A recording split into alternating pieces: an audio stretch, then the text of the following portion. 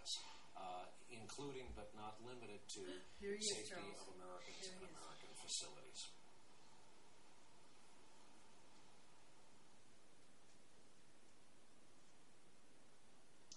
Good evening.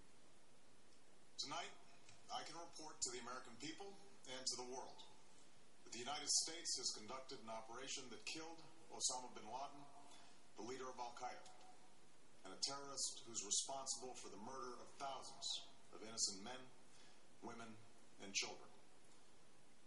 It was nearly 10 years ago that a bright September day was darkened by the worst attack on the American people in our history. The images of 9/11 are seared into our national memory.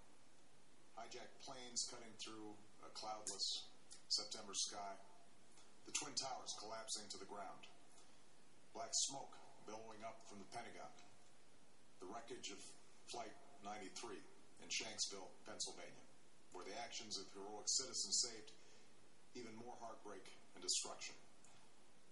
And yet we know that the worst images are those that were unseen to the world.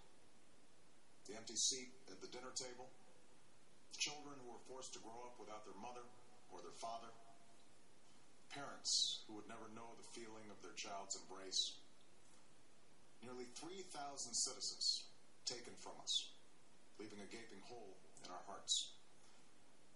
On September 11th, 2001, in our time of grief, the American people came together. We offered our neighbors a hand, and we offered the wounded our blood. We reaffirmed our ties to each other and our love of community and country. On that day, no matter where we came from, what God we prayed to, or what race or ethnicity we were united as one American family. We were also united in our resolve to protect our nation and to bring those who committed this vicious attack to justice. We quickly learned that the 9/11 attacks were carried out by Al-Qaeda, an organization headed by Osama Bin Laden, which had openly declared war on the United States and was committed to killing innocents in our country and around the globe. And so we went to war against Al-Qaeda to protect our citizens, our friends, and our allies. Over the last 10 years, thanks to the tireless and heroic work of our military and our counterterrorism professionals, we've made great strides in that effort. We've disrupted terrorist attacks and strengthened our homeland defense. In Afghanistan, we removed the Taliban government, which had given bin Laden and Al-Qaeda safe haven and support. And around the globe, we worked with our friends and allies to capture or kill scores of Al-Qaeda terrorists, including several who were a part of the 9/11 plot.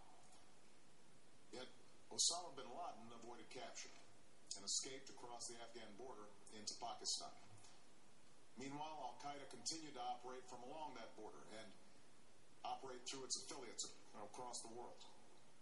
And so shortly after taking office, I directed Leon Panetta, the director of the CIA, to make the killing or capture of bin Laden the top priority of our war against Al-Qaeda, even as we continued our broader efforts to disrupt, dismantle, and defeat his network. Then, last August, after years of painstaking work by our intelligence community, I was briefed on a possible lead to bin Laden. It was far from certain, and it took many months to run this thread to ground.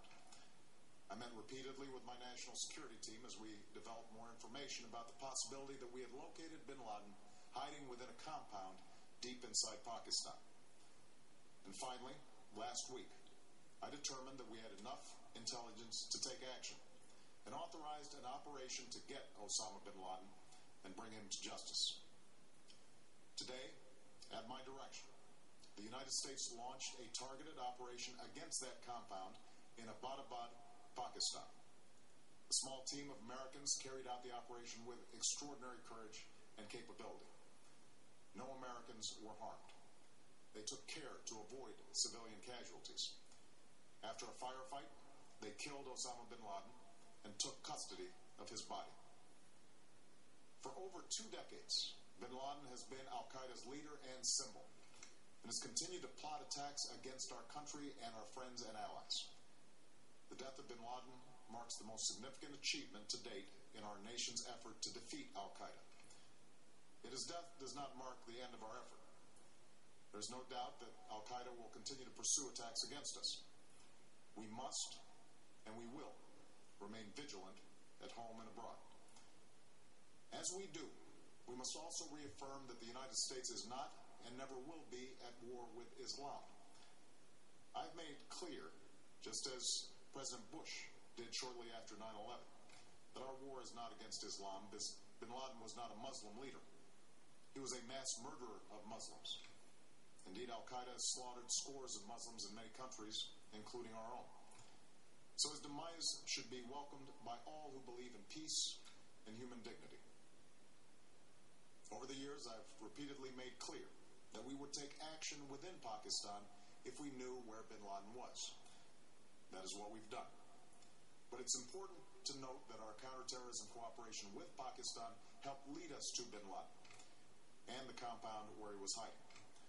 Indeed, bin Laden had declared war against Pakistan as well and ordered attacks against the Pakistani people. Tonight, I called President Zardari, and my team has also spoken with their Pakistani counterparts.